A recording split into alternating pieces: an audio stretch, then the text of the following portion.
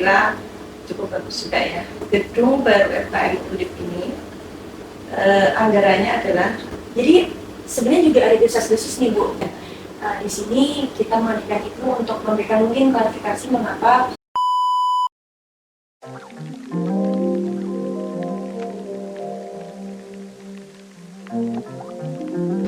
Halo semuanya, aku Praba dari bidang Halmas BEM FKM Undip, dan seperti di konten pengalaman isu kampus sebelumnya, aku udah bertanya dengan beberapa mahasiswa terkait sejauh mana sih mereka paham terkait dengan fungsi dan juga fasilitas dari gedung baru ini.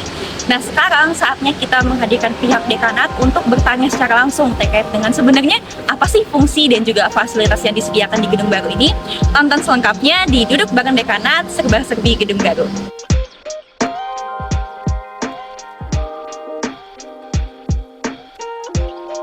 jadi seperti yang sudah disampaikan di part sebelumnya, di mana kita sebagai mahasiswa itu sudah melihat sendiri mengenai gedung baru yang sudah selesai dibangun.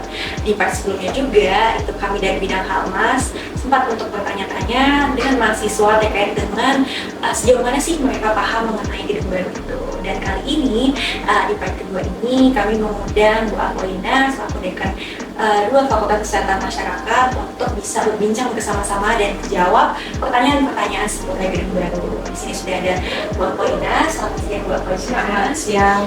Dan kami dari bidang Halmas ingin bertanya nih Bu mengenai pertanyaan-pertanyaan yang mahasiswa tuh masih penasaran dengan gedung baru ini.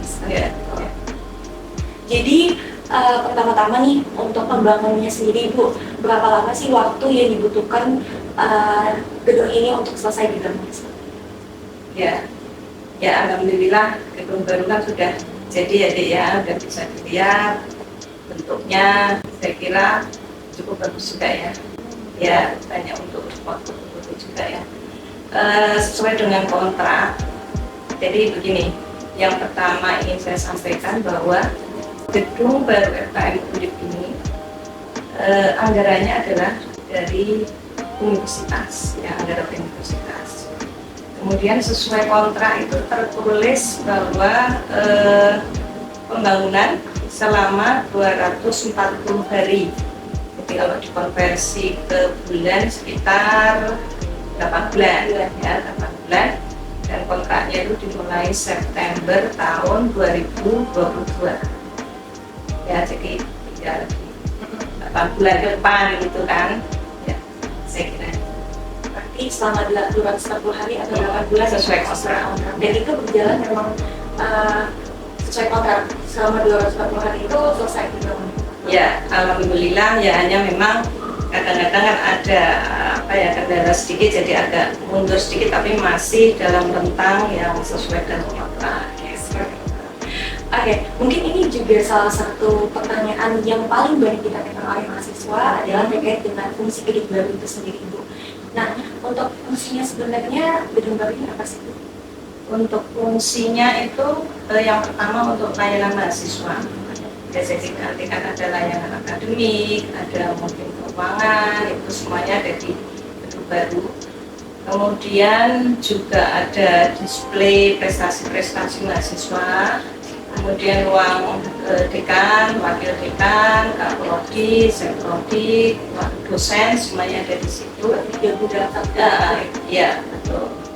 Kemudian juga ada sedikit ruang diskusi gitu lah. Ya. Jadi kan ini untuk gedungnya kan ada 5 lantai ya, Bu. Jadi untuk pembagian setiap lantai itu apakah sudah dibuat atau belum? Ya, untuk rencana sih sudah ada ya. Untuk yang lantai bawah itu untuk layanan mahasiswa, semua ada di lantai bawah.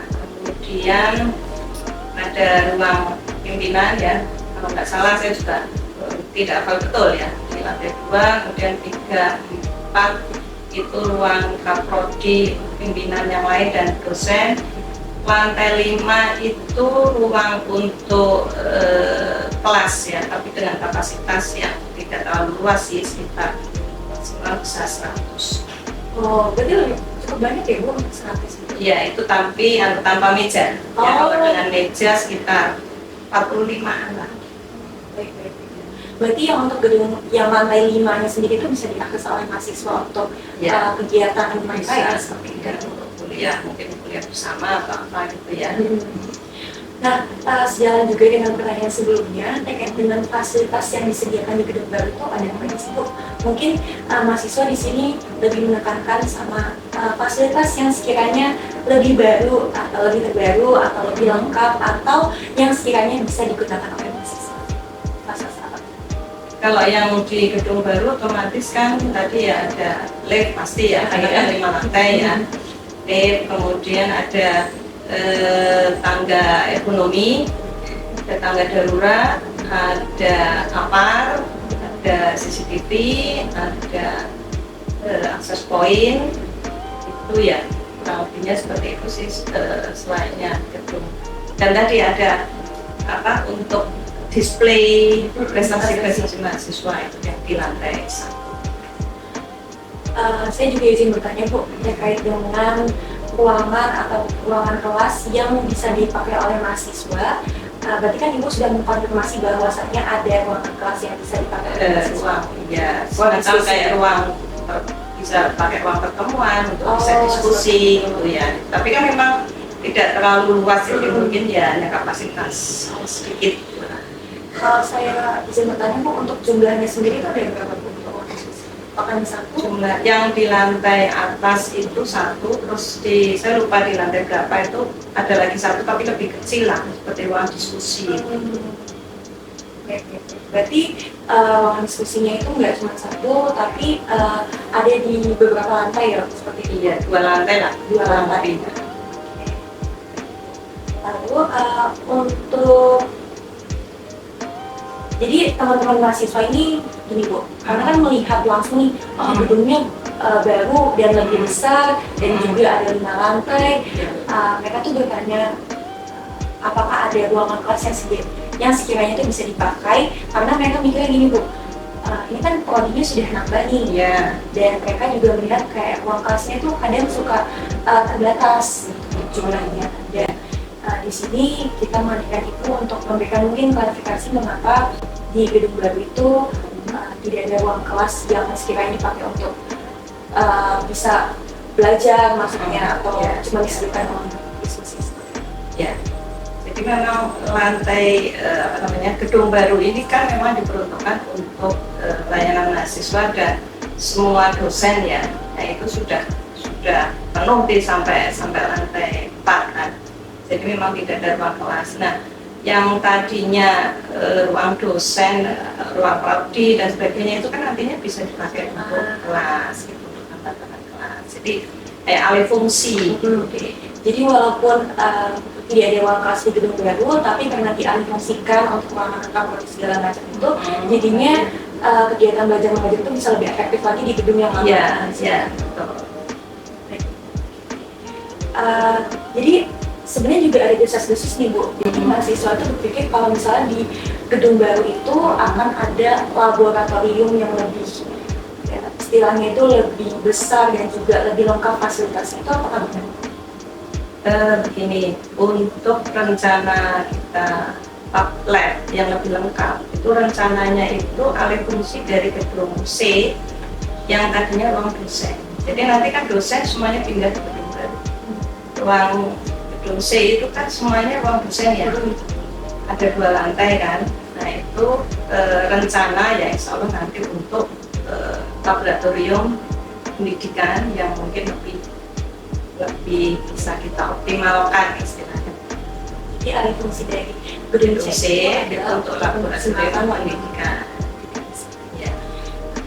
Kalau untuk gedung A sendiri Bu, kan ini adalah gedung BKK. Gedung ini maksudnya. Gedung A ya. Gedung A itu rencana akan kita alih fungsikan untuk ruang senat fakultas, kemudian ruang unit-unit yang ada di fakultas, ya misalnya TPMF, tim penjaminan mutu fakultas, kemudian ruang ethical clearance, ruang unit penelitian dan pengabdian, kemudian unit bisnis, layanan laboratorium. Jadi ada admin khusus untuk layanan lab, itu rencananya nanti yang di gedung. Jadi untuk unit-unit yang ada di UKM.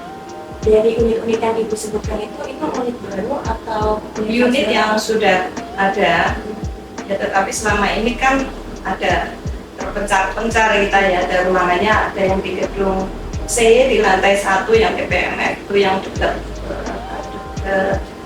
ruangan PAK ya, penilai angka kredit itu ada juga di situ. Itu kan sempit-sempit gitu ya, kecil-kecil. Nah itu kita bisa kita optimalkan di gedung A. Jadi sebetulnya unitnya sudah ada.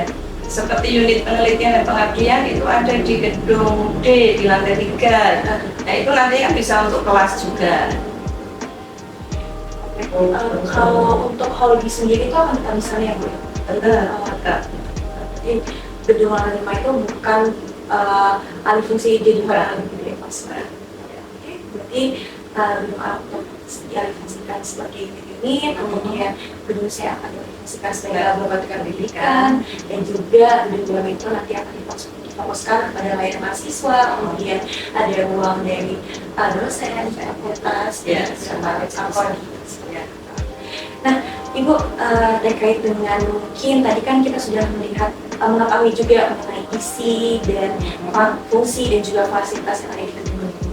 Nah, mundur sedikit terkait dengan pembangunannya, adakah kendala ataupun semacam permasalahan yang sempat terjadi ketika pembangunan gedung ini? Terkait dengan mungkin karya para pekerjanya atau mungkin terkait dengan administrasi segala macam, mungkin bisa dibagi kepada mahasiswa juga. Iya, terkait kendala, saya kira kalau kendala pasti ada ya, tapi semuanya itu bisa terselesaikan karena di universitas itu kan sudah membentuk tim teknis ya, tim teknis yang ditunjuk oleh rektor dan rutin melakukan monitoring evaluasi ya, secara periodik. Jadi kalau begitu ada kendala bisa segera ditangani, diatasi dan seterusnya. Saya kira itu jadi semua sudah tim teknis yang menangani.